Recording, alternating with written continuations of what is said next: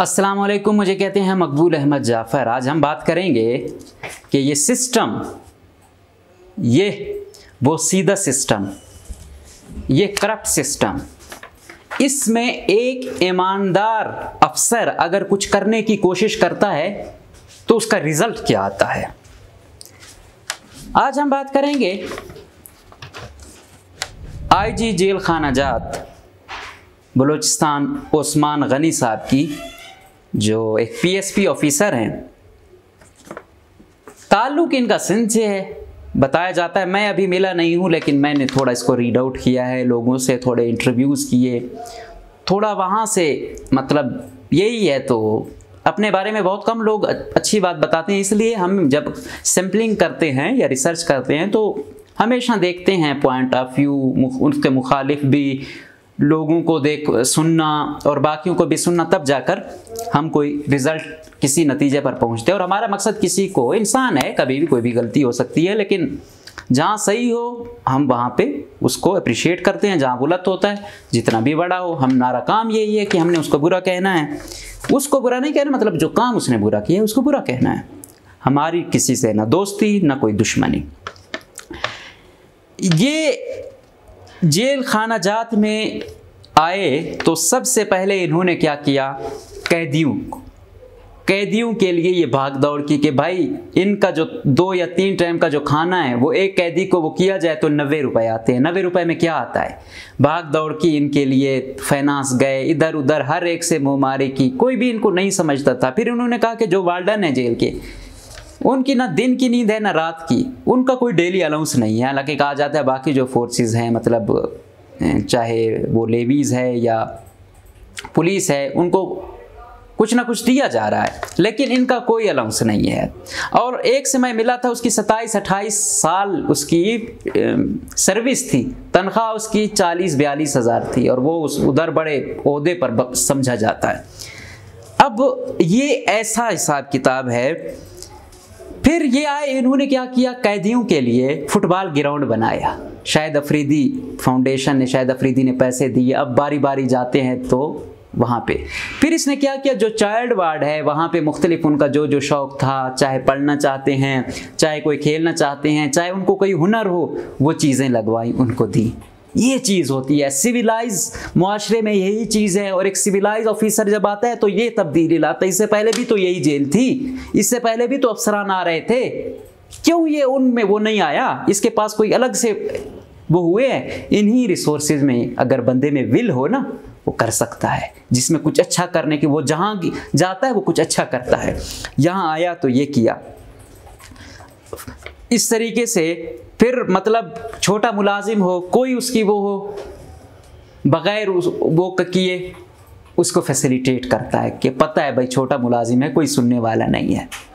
फिर इसी जेल खाना जात में पोस्टें आई। ये नवंबर में पिछले 21 में, इस सर्दी में, क्वेटा की ठिठरती सर्दी में, ओवरऑल बलूचिस्तान से आज मैं एक कोई पोस्ट उम्मीदवारान में से देख रहा था कि भाई वो आए, कोई डेरा बुगटी से आया हुआ था, कोई तुरबत से आया हुआ था, कोई जोब से आया हुआ था। पहले उनका कद नापा गया, फिर दौड़ लगवाई गई, फिर टेस्ट लिया गया, फिर इंटरव्यू लिया गया, कहा गया 1-2 दिन बाद मेरिट लिस्ट आवेजा होगी। लेकिन नवंबर, दिसंबर, जनवरी, फरवरी, मार्च, अभी तक उन बेचारों को कुछ नहीं मिला। और वो हैरान है कि क्या करें। कितनी वार्डन की, कितना पे कोई स्केल है, 7 स्केल है, और 3-4 घंटे दिन की ड्यूटी, 3-4 घंटे रात की ड्यूटी। न दिन को सुकून है न रात को है। यहाँ कोई अफसर नहीं जा रहा, यहाँ वो तंग, जिस बेचारे का कुछ नहीं हो रहा, जो गरीब है, जिसका आगे पीछे कोई नहीं है, वो जाता है ऐसी जॉब्स के लिए। अब यहाँ पर क्या है, यहाँ पर भी वजीर मौसूफों को और ब्यूरोक्रेटों को यहाँ पे फिर अपना हिस्सा चाहिए ना, अपने हिस्से के लिए रोका हुआ है भाई। अब क्या है, उस्मान गनी साहब रुकावट बने हुए हैं कि भाई ये छोटी जॉब्स हैं, इनमें आप क्या करते हो, अगर हम एक को वो देंगे तो नाइंसाफी है, करने दो मेरिट। और वो खुद उन्होंने अपनी निगरानी में करवाया, एक एक को परखा, जांचा कि भाई मेरिट पर आएगा तो मेरिट पर काम करेगा। लेकिन मेरिट का अंजाम यह हुआ है कि ऑर्डर ही नहीं हो रहे, सब चीज़ें फाइनलाइज हैं, नहीं हो रहे। जहां पर होगा आपने देखा होगा पीडीएमए में क्या हो रहा है, लाइव स्टॉक में क्या हो रहा है। अब ये है जहां कुछ मेरिट थोड़ा बहुत हो जाता है ना, फिर मजाल हो आप वो ऑर्डर लेकर दिखाओ। अब यही है, अब ये आड़ है कि भाई जब तक मैं हूं मैं नहीं होने दूंगा आप लोगों के नालायक बंदे। अब मुशीर दाखिला ज़िया लांगो साहब, अब वजीर आला साहब, तो कुछ खुदा का खौफ करें। अब तो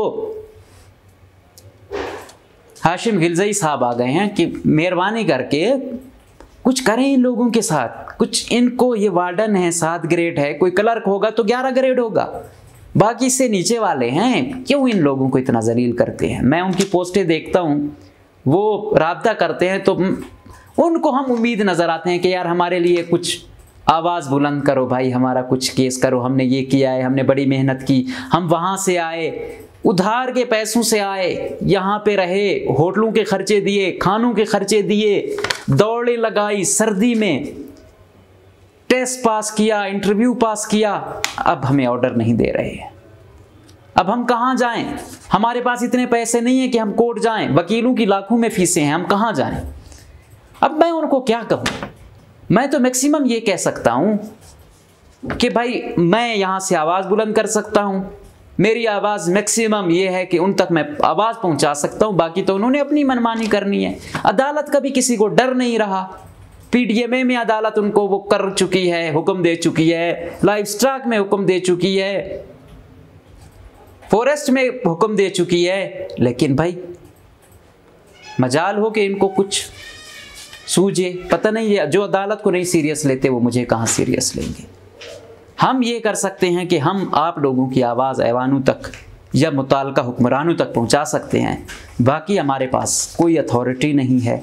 आप जहाँ एहतजाज करते हो हम आपके साथ होते हैं, हम अपना फ़र्ज़ अदा करने की छोटी मोटी कोशिश करते हैं। और जो अच्छा अफसर है, हमारी किसी से ना दोस्ती ना दुश्मनी, वो जो भी होगा, वो चाहे हिंदू है, मुसलमान है, क्रिश्चियन है, सिंधी है, पंजाबी है, बलोच है, पश्तून है, नो सब करप्ट है, चाहे मेरे घर का भी है करप्ट है, ईमानदार है, मेरा दुश्मन भी है, मैं सर आंखों पर उसे बिठाऊंगा। अब इसके गुनाह ये हैं।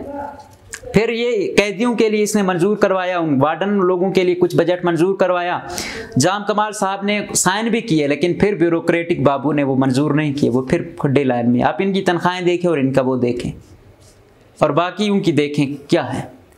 तो यही कहता हूँ कि इनकी तनख्वाह, पुलिस की कुछ तनख्वाह, ये जो पट्टे वाली नौकरी है बहुत सख्त होती है, और इनके तो खाना माना भी सब कुछ पुलिस का इनका अपने ऊपर होता है। और हाँ, सबसे अहम ये जब आया, पहले ऐसे होता था कि भाई पर्ची जाती थी कि भाई फिलां कैदी के लिए आई है, अब ये गया, एक टोकन इधर निकलता है, एक टोकन उधर, वहाँ से आते हैं, उनको पता चल जाता है, उसी वक्त आ जाते हैं। पहले तो ये था किसी वार्डन को कुछ पैसे पकड़ा दिए तो उसने उसके बंदे को जल्दी ले आया, बाकियों को उसने लिफ्ट नहीं कराई या फिर लेट की, तो ये आया, इसने एक बड़ा अच्छा वो किया, मुलाजमीन के लिए अच्छा, कैदियों के लिए अच्छा। यही चीज़ होती है, ऐसे ऑफिसरान हूँ तो ऐसे अफसरान की इज्जत करो। अगर आज के दौर में कुछ ईमानदारी दिखा रहा है बंदा ना, आप जितने भी उसके मुखालिफ हों आप उसकी इज्जत करें। आज के दौर में ईमानदारी नापैद हो चुकी है, अच्छे लोग तो रहे नहीं, बुरों में अच्छे ढूंढने हैं। तो ऐसे जो भी हैं जो कुछ सोचते हैं लोगों के बारे में, गरीबों के बारे में, मातहत मुलाजमों के बारे में, उनका कुछ वो करें। और ये लोग जो बेचारे बेरोज़गारी की वजह से मायूस हो चुके हैं, डिग्रियां जला रहे हैं, खुदकुशियां कर रहे हैं, उधार मांग मांग के टेस्ट इंटरव्यू दे रहे हैं, खुदारा इनके ऑर्डर दें। मेरिट कोई एक तो आपकी ज़िंदगी में, मुशीर दाखिला साहब, वज़ीर आला साहब, कोई और सेक्रेटरी साहिबान जो रुकावट बने हुए हैं, कोई ये एक अच्छाई तो अपनी ज़िंदगी में करके जाओ कि ये अच्छाई हमने की, ये मेरिट पर लोग आए तो हमने भर्ती होने दिए। ये एक ज़िंदगी में शायद इसी पर तुम लोगों की बख्शिश हो जाए।